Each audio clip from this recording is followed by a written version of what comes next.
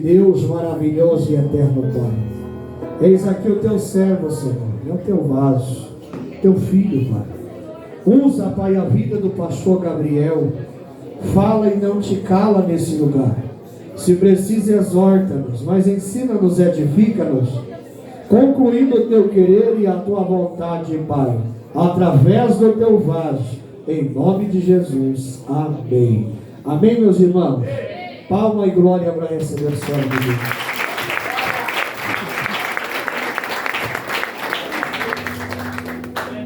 Deus, aleluia. Quero saudar aos irmãos com a gloriosa paz do Senhor Jesus Cristo. Amém? Amém. Quantos estão felizes com o Senhor? Diga glória a Deus. Ao nosso Deus toda honra, toda glória, e somente a Ele seja dado todo louvor para sempre. Amém? Confesso aos irmãos que eu sinto a glória e o poder de Deus nesta casa, nesta noite. Aleluia. Se você emprestar os seus ouvidos nesta noite ao Espírito Santo de Deus, você receberá desta mesma glória em nome do Senhor Jesus Cristo. Amém? Abra por favor comigo a sua Bíblia, livro de 1 Coríntios, capítulo de número 6, verso de número 20. 1 Coríntios, capítulo de número 6, versículo de número 20, e após essa leitura, Mateus capítulo 1, versículo de número 16.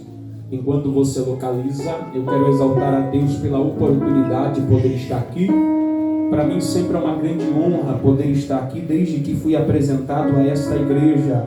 Criei um carinho, criei um respeito e uma grande amizade com o nosso pastor Diego. Louva a Deus pela sua vida, meu amigo, obrigado por lembrar de mim. Louva a Deus pela vida da pastora Yara também, que sempre lembra de nós. Deus seja louvado na sua vida, mulher de Deus. A todos os jovens, obreiros, membros, irmãos das outras congregações que eu já tive o prazer de congregar com os irmãos, Deus em Cristo vos abençoe. Para mim é uma honra poder estar juntamente com essa igreja, louvando e bendizendo ao nome do Senhor. E aqueles que eu não conheço, meu muito prazer, em nome de Jesus. Eu sou meio doido, mas não se assusta, porque o que eu sou aqui eu sou embaixo também, viu, irmão? Glória a Jesus. 1 Coríntios capítulo 6, por favor, versículo 20. Glória a Deus, aleluia. Diz assim a palavra de Deus: pois fostes comprados por alto preço, portanto glorificai a Deus com o vosso corpo. Mateus, por favor, capítulo 1, versículo de número 16. Evangelho segundo escreveu Mateus, capítulo 1, versículo de número 16. Glória a Deus, aleluia. Que diz assim a palavra do Senhor: Jacó gerou José, marido de Maria, da qual nasceu Jesus, que se chama o Cristo. Se assente glorificando a Ele, porque Ele merece uma glória.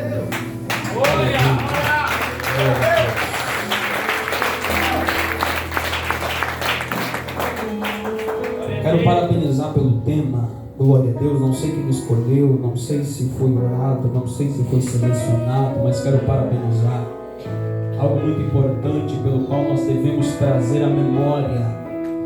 E costumeiramente, quando nós vamos abrir o cartaz do culto, nós olhamos o pregador, nós olhamos o cantor, nós olhamos o nome da igreja, mas não analisamos o tema do culto. E esse tema é extraordinário: comprados pelo sangue de Jesus. Quem foi comprado pelo sangue de Jesus?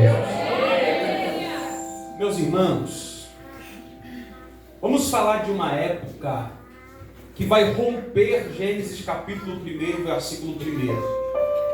Porque Gênesis capítulo 1, versículo 1 está falando sobre o princípio. Princípio do quê? Princípio da criação do mundo.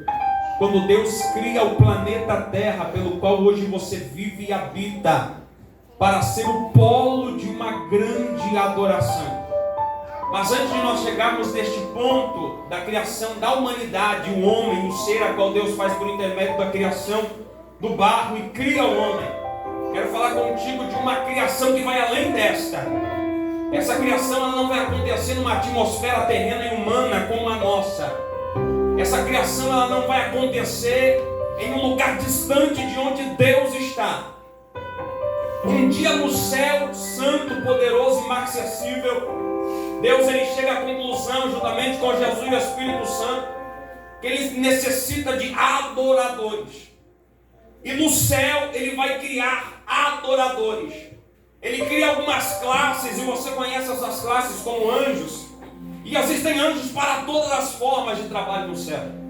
Ele cria anjos, querubins, serafins, arcanjos, e cada um denominado para um determinado trabalho no céu. Nós vamos observar que quando Deus ele está criando agora os seus anjos para os seus trabalhos, ele vai colocar divisões, classes, degraus, se enquadre como você quiser. Existem anjos que ficam mais próximos de Deus. Existem anjos responsáveis pela segurança do céu. Existem anjos responsáveis apenas para o serviço do Espírito Santo. Porque no livro do Apocalipse vai dizer que enquanto o Espírito estava no céu, o Espírito pensava e os anjos executavam as ordens do Espírito Santo. Para tudo se existia uma organização no céu. Só que nós vamos também entender que o céu organizado, bonito, lindo, maravilhoso, poderoso e imponente é um céu de silêncio. É um céu que não se tem louvor. É um céu que não se tem adoração. É um céu que a única coisa que se ouve é os anjos que se prostram diante dele, pastor Diego, dizendo: Santo, Santo, Santo, Santo é o Senhor dos exércitos. Só que a única coisa que os anjos sabem fazer é declarar diante dele a sua santidade e também a sua glória. Então chega o dia em que Deus ele resolve fazer algo diferente.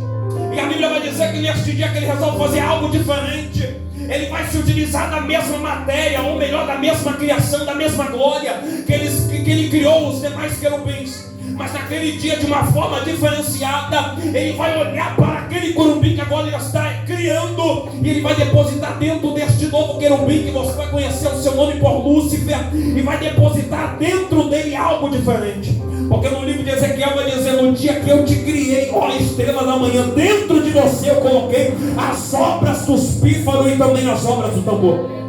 Em outras palavras, no dia que Deus cria este grande querubim por nome de Lúcifer, Deus ele vai criar música, pastor Diego. E o intuito de Deus criar este novo anjo é transformar o céu, que é apenas um lugar de uma adoração mórbida, uma adoração dura, uma adoração que é a mesma sempre, apenas santo, santo, santo.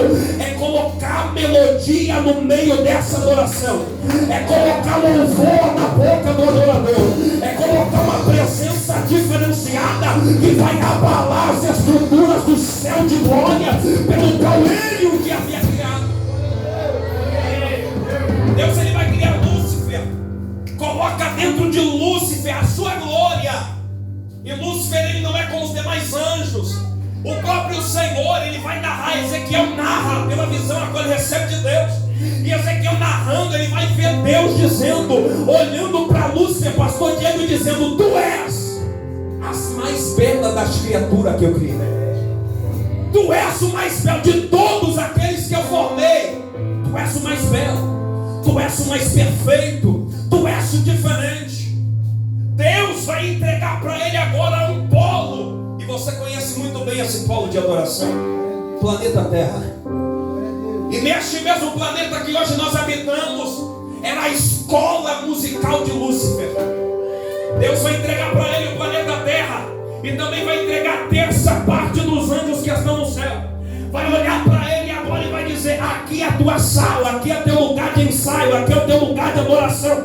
Desça com eles ali você adore com eles. Ensine eles a louvar e bendizer meu nome. Ensine para eles o que é melodia, o que é canção, o que é louvor, o que é tom. E quando eles estiverem preparados, rompa as nuvens, suba até a minha presença para o culto ser prestado diante de mim, para louvor ser dado diante de mim, aleluia.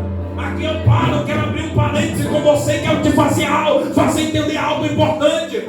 Quando alguém sobe sobre este altar, pega este microfone, pode ser pregador, cantor, adorador, levita, independente. Quando ele olha para você e diz: igreja, adorem ao Senhor, ele não fala isso somente por falar, ele fala isso porque entende a necessidade que existe no meio da adoração.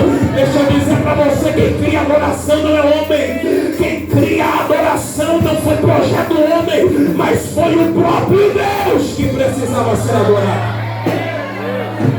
Então, quando alguém olha para você e diz: não, larga tudo que está fazendo e adora, é porque Deus do céu está gritando: cadê os meus adoradores que vieram para celebrar o meu nome?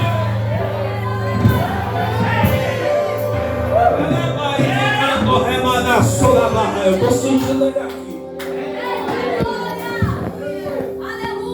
Este anjo agora, este querubim ungido, ele prepara, ele ensina, ele demonstra agora aos anjos que a ele foram dados o que é louvor, o que é adoração, o que é louvar.